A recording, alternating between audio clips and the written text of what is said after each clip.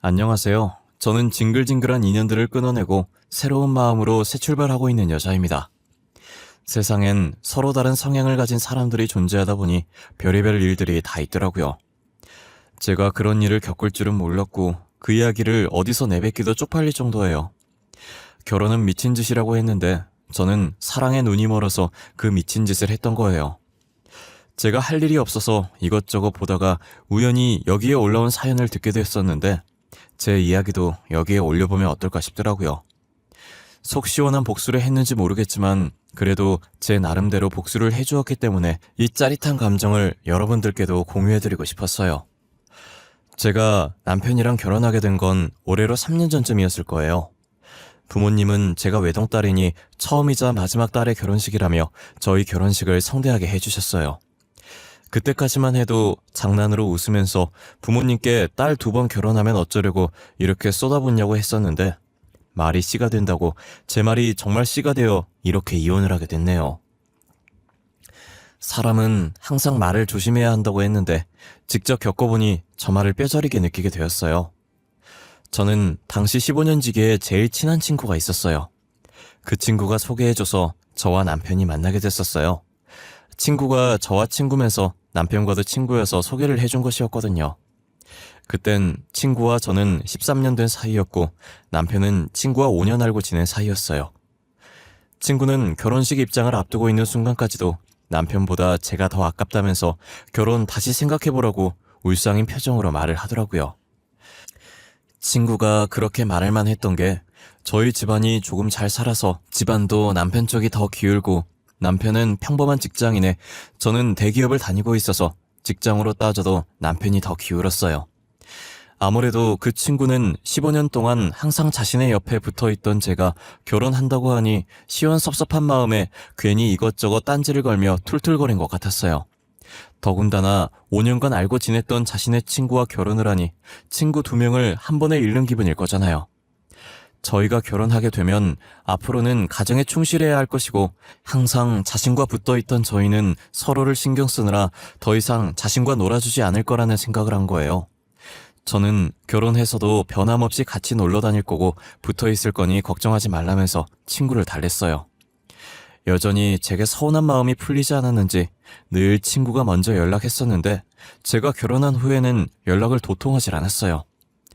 저는 여느 신혼부부와 똑같이 남편과의 달달한 신혼을 즐겼어요. 저희는 아직 아이 계획이 없었고 언제까지나 신혼 같을 순 없으니 지금 이 순간을 마음껏 즐겼어요. 제 주변 친구들도 결혼하면서 일이다 집안일이다 하루 종일 치여서 연락이 잦아들었는데 저 또한 일과 집안일에 치여 주변 사람들에게 소홀해졌죠. 연락하는 친구들이 있다면 저와 같은 처지인 유부녀 친구들 뿐이었어요. 아직 결혼 안 한 친구들은 본인들이 직접 겪어보질 않아서 그런 건지 모르겠지만 힘들어하는 저의 심정을 공감해주지 못했고 자꾸 의견 차이로 싸우게 되는 거예요. 그러다 관계가 더 틀어질까봐 연락을 잘 안 하게 된 것도 있었어요. 저와 15년 지기 친구였던 애도 안 맞으면 이혼하라는 말만 해서 자연스럽게 멀어지게 되었죠. 그렇게 멀어진 친구와 다시 연락을 하게 된 계기가 있었어요. 저희 남편이 잘 다니던 직장에 사표를 쓰고 돌아온 거예요. 난데없이 자기가 모아둔 돈이랑 퇴직금으로 친구랑 사업을 하겠다더라고요. 친구가 같이 해보자고 해서 기획안 봤는데 괜찮은 것 같다고 해보겠대요. 저는 남편도 다 큰 성인이 알아서 잘 판단하겠지라는 생각에 충분히 고민한 거면 그렇게 하라고 했어요. 남편은 고맙다고 믿어준 만큼 보답할 수 있게 열심히 하겠다고 하더라고요. 한동안은 직접 발로 뛰어야 한다며 집에 늦게 들어온 적이 많았어요. 노력은 절대 배신하지 않는다는 말처럼 남편의 사업은 대박이 났어요. 원래 남편의 월급보다 몇 배가 넘는 돈을 매달 가지고 왔어요. 남편은 그동안 고생 많았다고 더 이상 고생 안 해도 되니까 집에서 돈만 세라고 하더라고요. 여보, 우리 이제 고생 끝났어. 당신은 집에서 돈만 세면 돼. 다니고 있는 직장도 그만둬. 바빠서 힘들어 했었잖아. 앞으로는 내가 당신 먹여 살릴게. 내가 회사를 왜 그만둬? 당신 이제 시작인데 너무 호들갑 떠는 거 아니야? 오늘은 호들갑 좀 떨어도 돼. 당신은 아무 걱정하지 말고 돈방 속에 앉을 생각만 하라고. 당신이 나 믿어준 덕분에 이렇게 성공할 수 있었어. 너무 고마워. 아내가 남편 믿는 건 당연한 거지. 온전히 당신 노력으로 된 거야. 그동안 얼마나 고생했어. 직접 발로 뛰느라 집에도 늦게 들어오고. 나 앞으로는 집에도 제 시간에 잘 들어올 거야. 힘든 건 다 끝났어. 우리 이제 돈 걱정 없이 행복하게 지낼 날만 남았어. 아직 사업을 잘 모르는 남편인데도 대기업 다니는 제 월급보다 훨씬 많은 돈을 벌었어요. 오래된 친구랑 같이 하는 거라고 하더니 그 친구가 인맥도 넓고 일을 잘하는 것 같았어요. 반년 정도 지나서 남편은 제게 명품 선물을 아무렇지 않게 할 만큼 성공했죠. 연락이 끊겼던 15년 지기 친구는 제 남편 소식을 어디서 들었는지 듣고 와서는 저한테 연락이 온 거예요. 제가 먼저 연락하기 전까지 안 할 것 같던 친구가 친한 척을 해가면서 제 안부를 묻더라고요. 말하는 게 제 안부를 묻는 척하면서 남편 근황을 묻는 것 같았어요. 지우야, 너 요즘 시훈이 사업 성공해서 팔자가 폈다던데? 맞아? 진짜 지훈이 사업 성공한 거야? 애들 사이에서 네 얘기가 자자하더라고. 그래서 궁금해서 연락해봤어.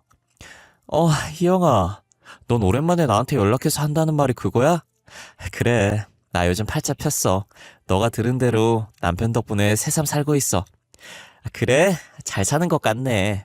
역시 돈 가지니까 목소리부터 여유가 넘친다, 야.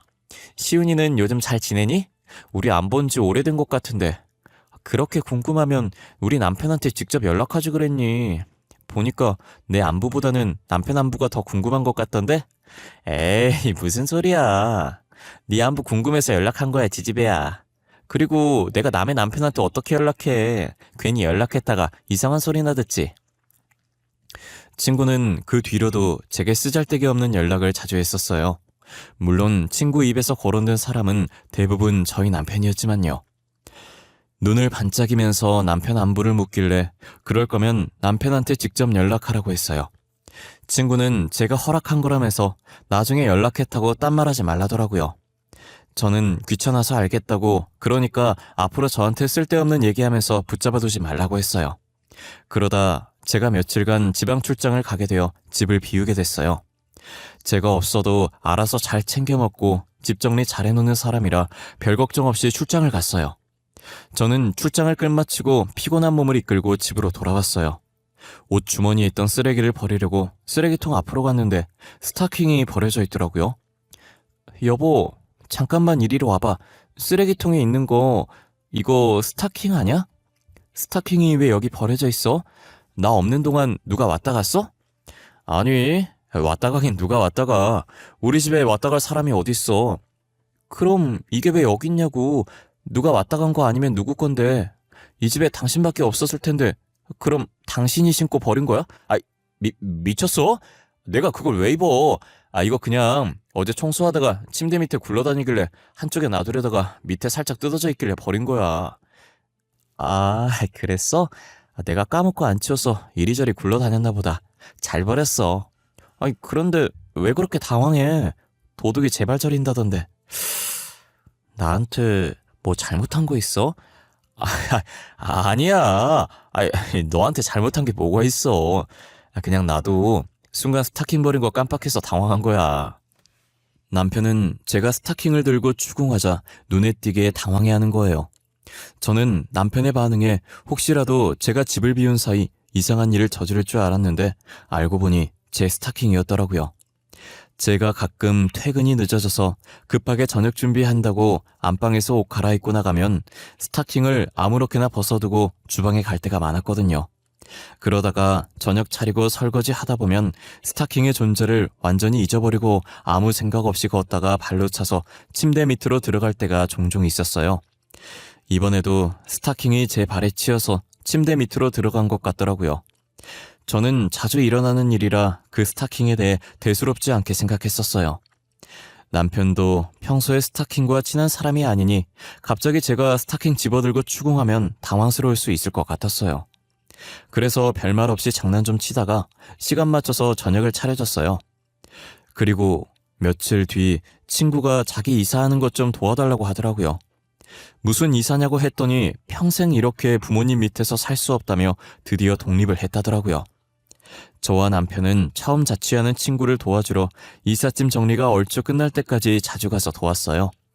수고했다며 밥도 자주 같이 먹었고 그러다 보니 결혼 전 셋이서 친했던 그때로 돌아간 기분이었어요. 예전처럼 각자 집에 놀러 가면서 자주 만나고 연락도 하면서 지내게 됐어요. 그러다 얼마 뒤 친구가 또 도움을 요청하길래 친구 자취방으로 갔어요. 그런데 남편이 굉장히 자연스럽게 친구 집 도어락을 열더라고요.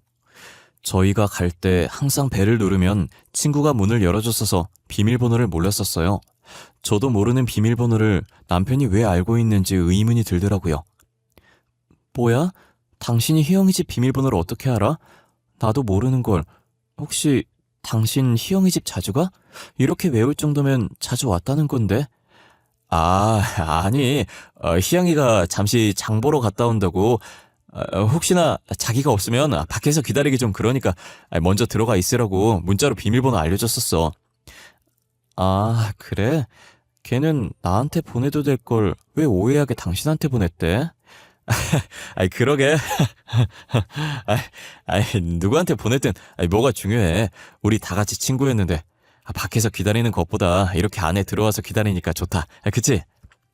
저는 친구가 충분히 저한테 보낼 수 있는 문자를 남편한테 보냈다는 사실이 굉장히 찝찝했어요. 왜 자기 집 비밀번호를 같은 여자인 제가 아니라 남자인 남편한테 보낸 건지 이해가 가질 않았어요. 그런 말이 있잖아요. 남자와 여자는 친구가 될 수 없다는 말이요. 저는 저 말이 맞다고 생각하는 사람들 중에 한 사람이거든요. 알고 지냈던 사이에서 연인으로 관계가 바뀐 사람을 주변에서 많이 봐왔었어요. 애기 때부터 서로 볼 꼴 못 볼 꼴 다 보고 지낸 사람들도 나중엔 연인 관계로 바뀌어 있었어요. 저는 그 모습을 실제로 본 사람이기 때문에 남자와 여자는 절대 친구가 될 수 없다고 생각해요.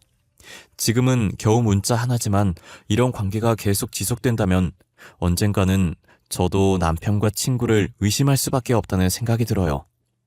하지만 제가 의심을 하기도 전에 그들이 제 뒤에서 무엇을 하고 다니는지 알게 되었어요. 제가 진급할 수 있는 좋은 기회로 중요한 프로젝트를 맡게 되면서 워크숍이 잡혔었는데 회사 내부 사정으로 다음 주로 연기가 된 거예요. 기껏 다 준비해갔는데 당일 연기 통보를 받아서 허탈한 기분으로 집에 갔어요. 제가 집에 들어가니 제 것이 아닌 여자의 신발이 현관에 떡하니 있는 거예요. 처음엔 허탈한 기분이 저를 감싸고 있어서 그 여자 신발을 인식할 정신이 아니었어요.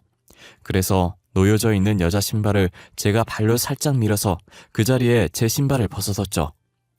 제가 신발을 벗고 거실화를 씻는 순간 어디선가 남자와 여자가 웃고 있는 소리가 들리는 거예요. 처음엔 TV 틀어놨나 했는데 거실 TV가 꺼져 있더라고요. 저는 꺼진 거실 TV를 보자 정신이 차려졌고 천천히 여자의 신발을 쳐다봤어요. 한참 동안 신발을 쳐다보다가 천천히 안방 쪽으로 시선을 돌렸는데 간지럽다는 듯 웃는 여자의 웃음소리가 다시 들리더라고요.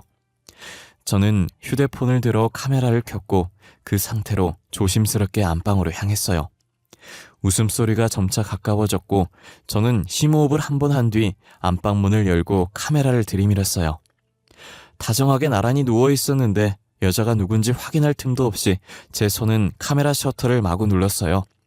이 정도 사진이면 증거자료로 충분하겠다는 생각에 휴대폰을 내리니 이제서야 남편 옆에서 이불로 몸을 가리고 있는 친구가 제 눈에 들어오더라고요.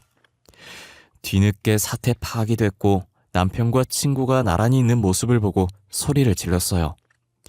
친구는 제가 소리 지르자 허겁지겁 옷을 챙겨서 나가더라고요. 저는 친구가 나가고 안방에 혼자 남겨진 남편을 쳐다봤어요.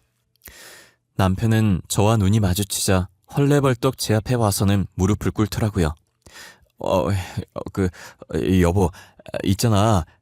그게 어떻게 된 거냐면 말이야. 그러니까 변명하려고 하지 마. 이미 내 두 눈으로 다 봤는데 여기서 뭘 변명하려고 그래? 그럴 필요 없어. 저번에 내가 출장 갔다 왔을 때 쓰레기통에 버려져 있던 그 스타킹도 김희영 걔 스타킹이었어? 아니, 그땐 이런 상황 아니었고 잠시 집에 뭐 빌리러 왔다가 스타킹이 뜯어졌다고 이러고 가는 거 쪽팔린다면서 버리고 가면 안 되냐고 해서 내가 버려준 거야. 그런 걸 나보고 믿으라고? 니네 그 상황에 퍽이나 가만히 있었겠다. 지금도 나 없다고 그 난리 쳤는데 그날이라고 달랐겠어? 당장 나가. 꼴 보기 싫으니까. 저는 친구 집에서 살림을 차리던지 말던지 숨 쉬는 것도 싫으니까 이 집에서 당장 나가라고 했어요.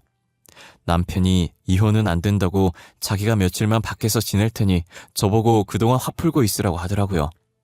남편 말에 말 같지도 않은 소리 하지 말라면서 베개를 남편 뒤통수에 던졌어요. 저는 남편이 나가고 다른 친구에게 전화해서 하소연을 했어요. 와중에 좁은 땅덩어리에 여자가 이런 소문나면 매장이라는 생각에 그 친구라 하고 얘기는 못하겠더라고요. 그래서 완전히 다른 여자와 바람핀 것처럼 친구에게 말했어요. 주변 친구들은 평생 불륜녀 딱지 붙게 만들어야 된다면서 이혼을 해주지 말라고 하더라고요.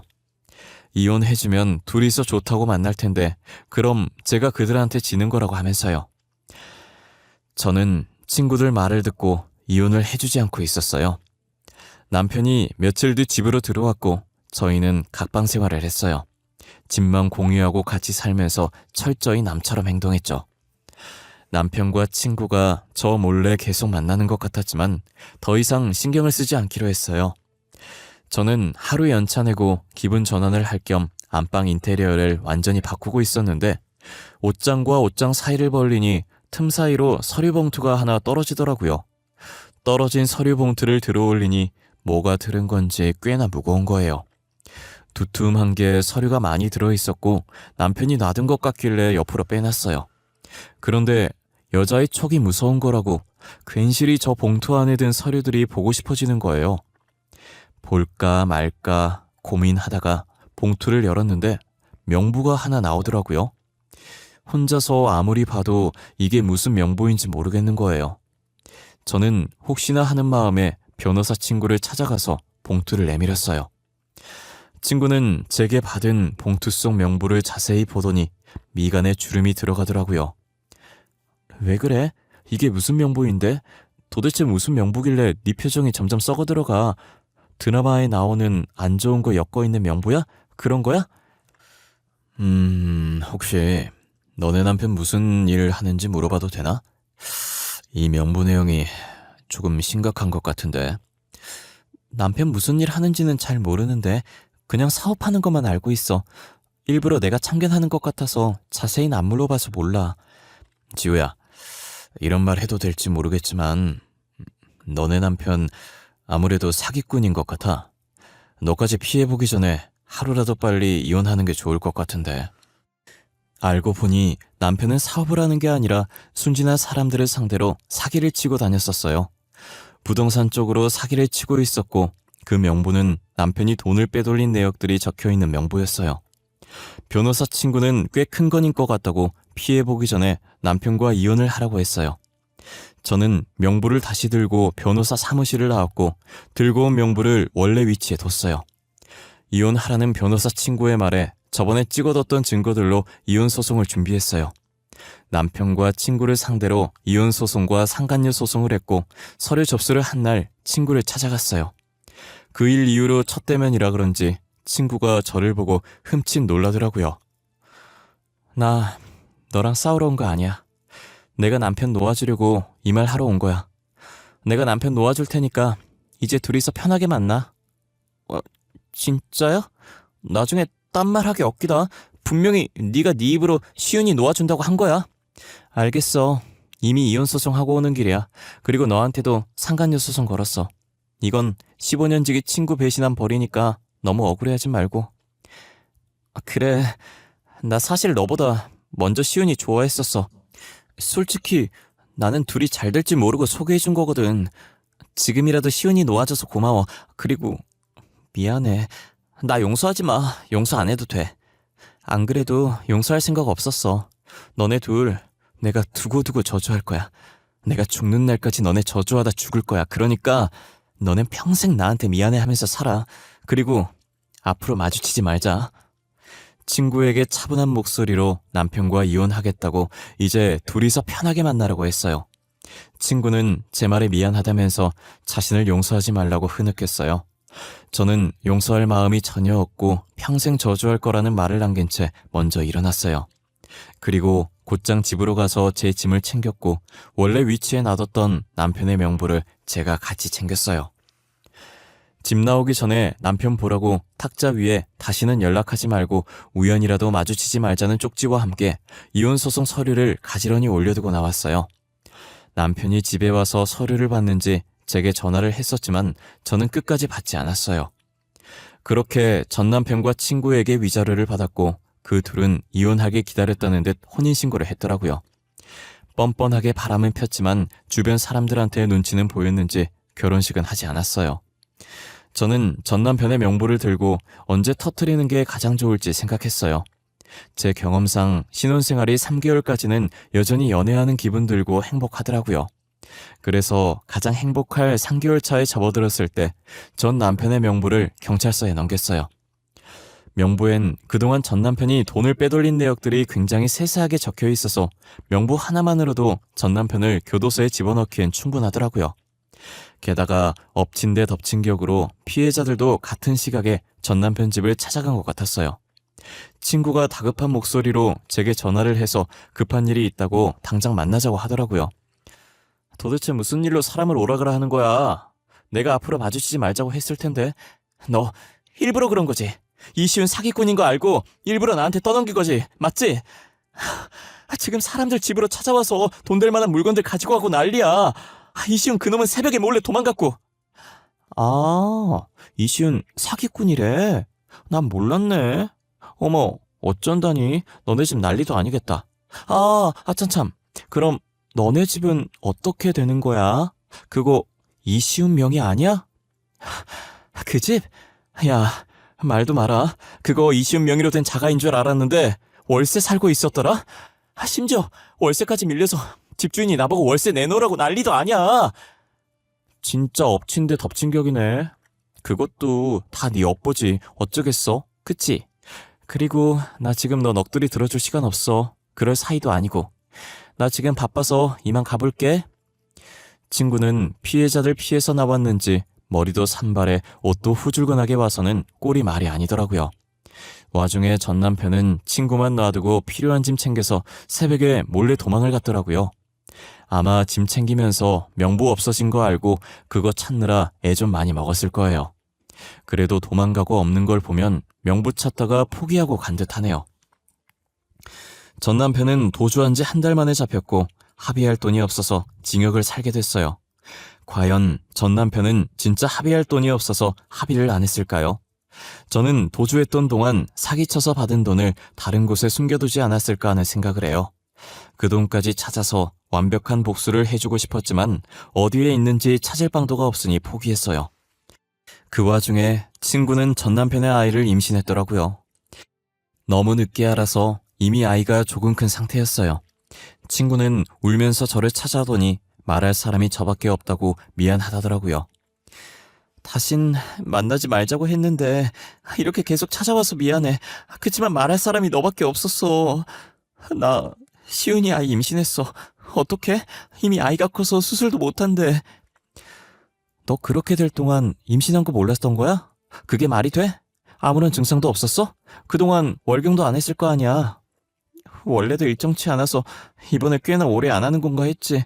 아무런 증상도 없었고 나도 너무 안 해서 몸에 이상 있는 건가 걱정돼서 병원 갔다가 알게 된 거야. 미치겠다. 그럼 어쩔 수 없지. 나와야지 뭐. 어쩌겠어? 방법이 없다는데. 돈도 없이 어떻게 키워.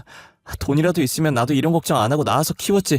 방법이 없으니까 너한테 조언이라도 구하려고 온 거 아니야. 내 남편 뺏어서 임신까지 한 주제 왜 나한테 난리야? 네가 사고 쳤으면 네가 수습해. 나한테 찾아와서 귀찮게 하지 말고. 너 다시는 나한테 연락하지 마라. 이렇게 나와주는 거 이번이 마지막이니까. 저는 또 친구한테 연락이 올까봐 아예 휴대폰 번호를 바꿔버렸어요. 한참 뒤에 건너 들은 말로는 결국 친구가 아이를 낳아서 키우고 있다더라고요. 보육원에 보내려고 했는데 친구 어머니께서 어떻게 애를 그런 곳에 보내냐고 안 된다고 했다나 봐요. 그래서 어쩔 수 없이 친구가 홀로 아이를 키우고 있는 것 같더라고요. 그게 다 자기 업보고 자기가 지은 죄에 돌려받는 거죠. 저는 전 남편과 친구 보란 듯이 잘 살고 싶어서 일에 몰두했어요. 덕분에 진급도 빨리 되고 대표님께 총애를 받아 중요한 프로젝트는 제가 도맡게 되었죠. 그리고 또다시 좋은 인연을 만나 과거를 다 잊고 새 출발을 시작했어요. 변호사 친구는 저를 위로해주겠다며 자주 밖으로 불러냈어요. 집에 있으면 괜히 잡생각나고 스트레스 쌓인다면서요. 술 한잔 기울이면서 둘이서 이런저런 이야기를 참 많이 했던 것 같아요. 변호사 친구도 삶이 탄탄대로는 아니었더라고요. 결혼했다는 소식은 들었는데 이혼했다는 소식은 듣지 못했었거든요. 변호사 친구도 저처럼 전 아내가 외도를 해서 이혼을 했다고 하더라고요. 전 아내가 돈이 많았고 아내 덕분에 로펌에 들어갈 수 있었대요. 그래서 전 아내가 자신을 무시해도 로펌 때문에 참고 다 받아줬었대요. 하지만 친구의 전 아내는 친구가 다 받아주니까 도를 지나쳐서 친구 보란 듯이 외도를 했대요. 그래서 전 아내와 이혼을 하고 있는 돈 없는 돈 끌어서 자신의 이름으로 된 사무실을 하나 차렸다고 하더라고요. 친구는 그 아픔을 너무나 잘 알고 있기에 제 이혼 소송을 본인 일처럼 도와줬던 거예요. 그렇게 저희는 서로의 아픔을 감싸주고 치료해줬었어요. 둘이서 만나는 횟수가 잦아지다 보니 정이 들었고 그러다가 못 봤던 매력들이 보이기 시작하고 연인으로 발전했던 것 같아요. 전 남편의 외도가 충격이라 이혼하면서 다시는 남자 안 만날 거라고 다짐했었는데 이렇게 새 출발을 할 수 있을 거라고 생각을 못했어요. 서로 같은 아픔이 있는지라 처음 만날 때 엄청 조심스러웠어요. 서로에게 호감이 있어도 선뜻 표현을 하지 못했죠. 저희는 혹시라도 서로한테 상처가 줄까봐 이러면 안 된다는 생각을 많이 했었어요. 하지만 사람의 감정이라는 게 마음대로 되는 게 아니잖아요. 평소처럼 술 마시다가 제가 너무 취해서 꽁꽁 숨기고 있던 제 마음을 내보인 거예요. 그 친구도 술김에 자신의 마음도 같다고 말을 했고 저희는 사귀게 되었죠. 같은 상처로 혹시나 서로의 상처를 덧나게 하지 않을까 걱정만 했었는데 오히려 상처로 인해 서로에게 더 조심을 하게 되니 잘 만나게 되더라고요. 이제서야 말하는 거지만 이 친구가 제 첫사랑이기도 했어요. 제 성격이 지금은 하고 싶은 말 다 하고 사는데 예전엔 엄청 소심했거든요. 그런 저를 지금의 성격으로 만들어준 게 이 친구예요. 제 성격을 바뀌게 해주고 사기꾼에게 당할 뻔한 걸 구해주고 거기다 상처까지 보듬어주고 늘 제게 도움만 주는 좋은 남자친구예요. 저는 이 사람과 함께라면 무엇을 하든 두려움이 없을 것 같아요. 그래서 남은 인생을 함께하자고 약속했어요. 한 달 뒤 저희는 많은 사람들의 축복 속에 결혼합니다. 비록 여러분은 저를 모르고 저도 여러분들을 모르지만 아무것도 모르는 서로의 앞길에 행복만 가득하기를 기도해 주셨으면 좋겠습니다.